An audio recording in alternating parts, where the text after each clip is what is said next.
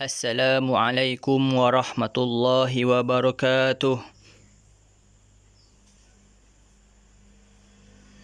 Bismillahirrahmanirrahim.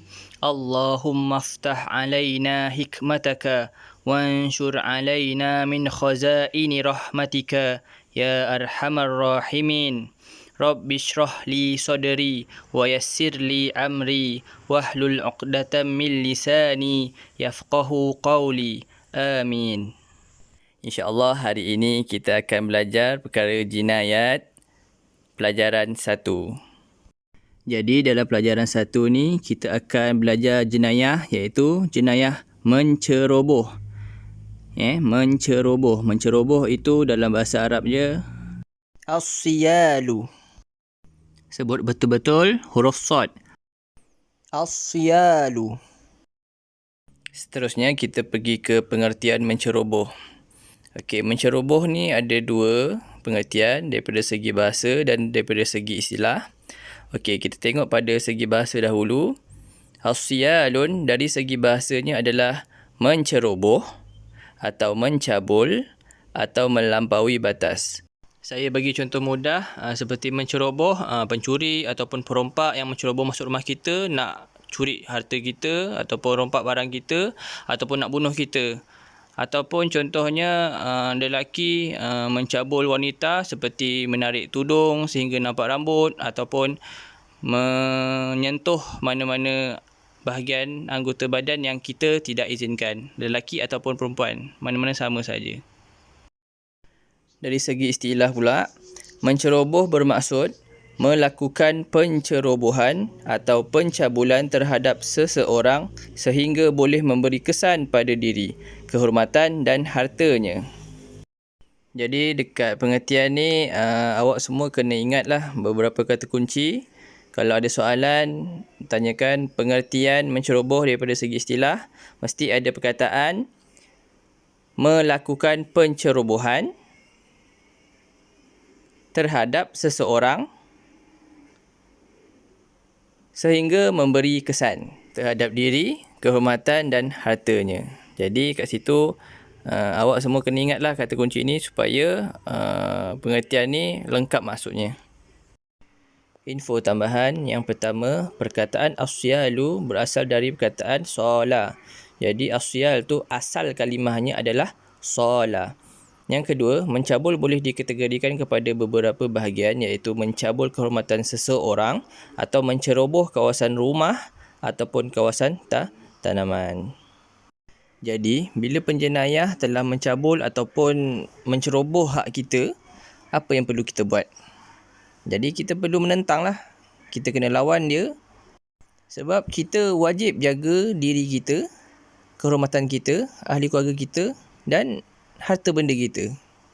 Dan perbuatan menentang ni ada dalil yang menyuruh kita untuk menentang pencerobohan. Kita masuk dalil kewajipan menentang pencerobohan. Firman Allah Ta'ala, A'udzu billahi minasy syaithanir rajim. فَمَنِ اعْتَدَى عَلَيْكُمْ فَاعْتَدُوا عَلَيْهِ بِمِثْلِ مَا اعْتَدَى عَلَيْكُمْ. Sadaqallahul Azim. Surah Al-Baqarah ayat 194. Artinya, oleh itu, sesiapa yang melakukan pencerobohan terhadap kamu, maka balaslah pencerobohannya itu seimbang dengan pencerobohan yang dilakukannya kepada kamu. Kita lihat, Allah Ta'ala yang menyuruh kita kalau ada penceroboh yang melakukan sesuatu terhadap kita, kita wajib balas. Allah yang suruh kita balas. Tetapi balasan itu mestilah setimpal ataupun seimbang. Janganlah orang itu mencuri ataupun meragut harta kita tapi kita balas dia dengan belasah sampai mati. Itu salah. Ini dalil daripada Al-Quran. Jadi kita tengok terus dalil dalam hadis. Hadis yang diriwayatkan oleh Imam Abu Daud daripada Sayyidina Sa'id bin Zaid radhiyallahu anhu. Man qutila duna ahlihi fahuwa syahid wa man qutila duna malihi fahuwa syahid wa man qutila duna damihi fahuwa syahid wa man qutila duna dinihi fahuwa syahid. Artinya, sesiapa yang terbunuh kerana mempertahankan ahli keluarganya, maka ia mati syahid. Sesiapa yang terbunuh kerana mempertahankan hartanya, maka ia mati syahid. Sesiapa yang terbunuh kerana mempertahankan darahnya, nyawanya, maka mati syahid. Dan sesiapa yang terbunuh kerana mempertahankan agamanya, maka mati syahid. Jadi kita tengok jenis-jenis asyalu. Berapakah jenis-jenis asyalu?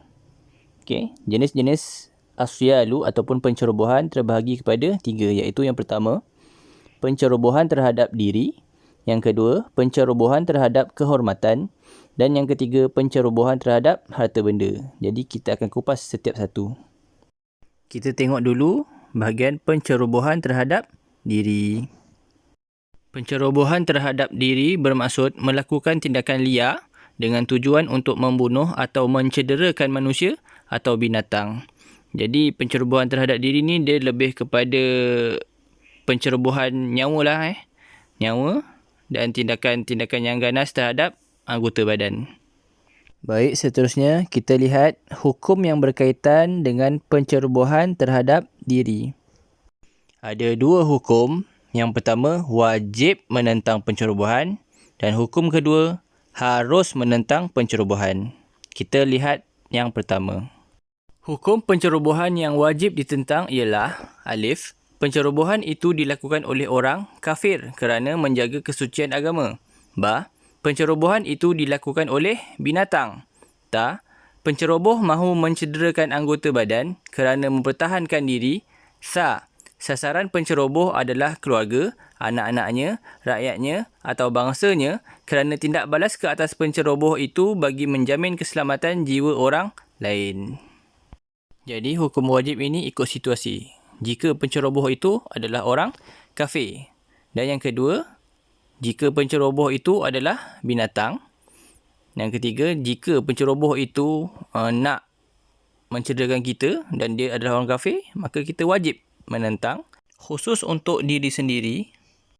Dan yang keempat, wajib menentang untuk menjaga amanah kita dari ancaman binatang dan orang kafir. Yang kedua, hukum pencerobohan yang harus ditentang ialah apabila orang Islam yang menceroboh orang lain dengan tujuan untuk menyakiti, mencederakan atau membunuh.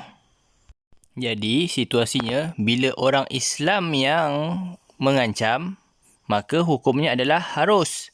Tak seperti tadi, wajib menentang jika orang kafir yang mengancam kita ataupun binatang yang mengancam kita ataupun binatang dan orang kafir itu mengancam untuk mencederakan ahli keluarga kita ataupun amanah kita. Kelonggaran hukum ini iaitu sekadar harus ditentang bukan menunjukkan Islam bertolak ansur dengan perbuatan pencerobohan, tetapi ianya sebagai suatu usaha untuk menyelamatkan darah orang yang seagama, terutamanya darah pihak penceroboh.